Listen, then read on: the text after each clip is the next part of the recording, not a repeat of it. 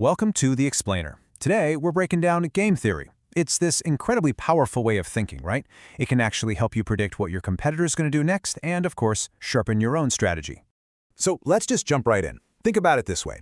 Business isn't just a marketplace. It's a high-stakes game. Kind of like chess. Every single move you make, launching a product, changing a price, you name it, it directly impacts what your competitor does next. And of course, their decisions, they circle right back and shape yours. Right, the business chess game. How can you predict your competitor's next move? That's the holy grail, isn't it? Being able to see what's coming? Well, today we're going to unpack the exact framework designed to help you do just that. It's called game theory. So let's decode the rules, right?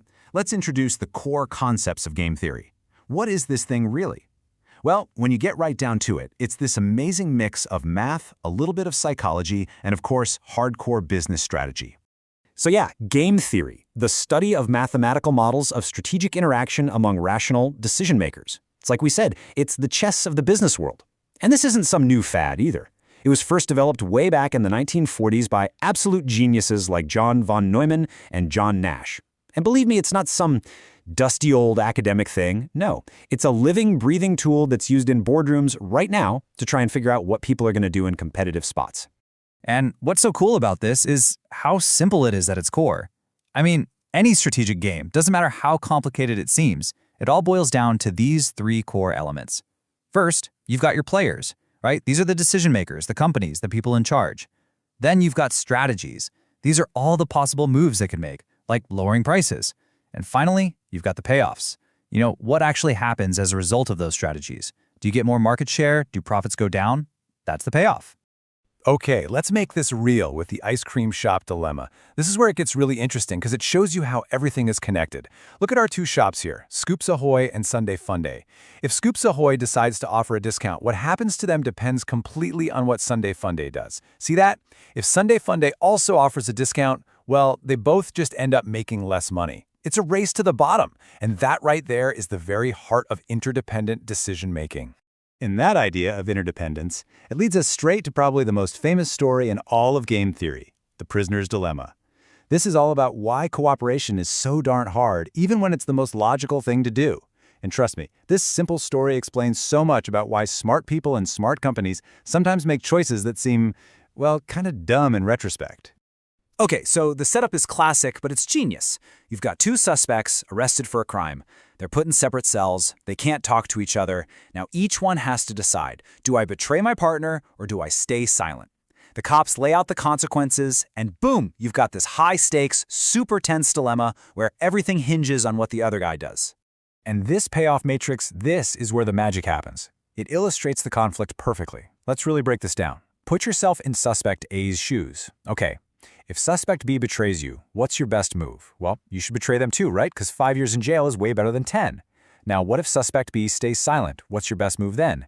It's still to betray, because going free is obviously better than serving a year. See what's happening? No matter what the other person does, the most rational individual choice is always to betray. That's the dominant strategy.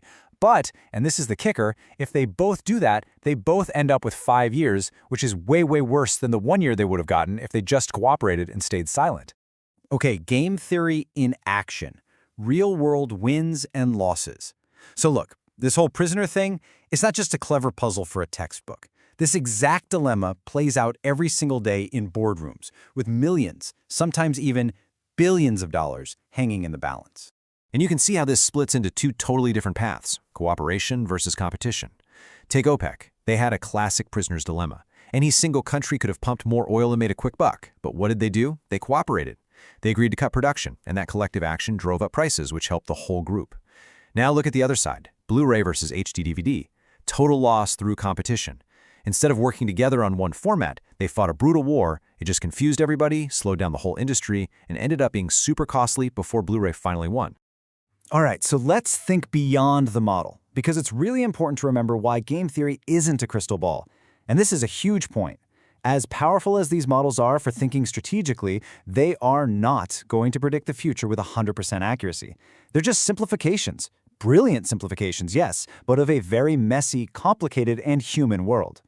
Here's the reality check. The big assumption in a lot of these models is that people are always rational. But we know that's not true, right? Emotions, biases, ego, they all get in the way. Then there's the problem of imperfect information. In a real business scenario, you almost never know your competitors' exact strategies or what their payoffs look like. And honestly, the real world is just way more complex than a simple little table can show. So, how do we actually use this stuff then? How can you think like a game theorist? Well, Professor John Horn from Washington University has this really practical 4-step framework. And it's all about shifting your focus from pure math to, like, deep competitive intelligence. Step 1, pay attention. You have to track what your competitors are saying and doing in reports, in the media, everywhere. Step 2, know their assets. Really understand their resources, their supply chains, what they're truly capable of. Step 3, consider the leader.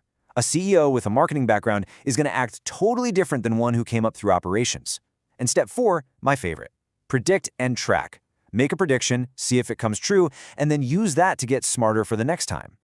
All right, your next strategic move. Let's talk about making game theory work for you.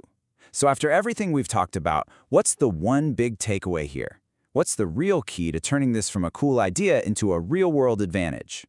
I think this quote from John Horn just nails it. The minute you say they're irrational, you stop trying to understand them. That gets to the absolute core of it. The real power of game theory isn't just about the math or the tables. It's that it forces you to get inside your competitor's head. You could almost call it strategic empathy. It's a framework that pushes you to genuinely understand their goals, their pressures, their point of view, even when you totally disagree with it. So, in your strategic game, what's the one move you haven't considered? Because ultimately, that's what this is all about. Game theory trains your brain to see the entire board, not just your own moves. It's about getting into the habit of constantly asking, okay, if I do this, what will they do next? And even more importantly, why would they do that? And once you start asking those kinds of questions, well, that's when you really start thinking 2 moves ahead. That's when you can anticipate the future and make much smarter choices.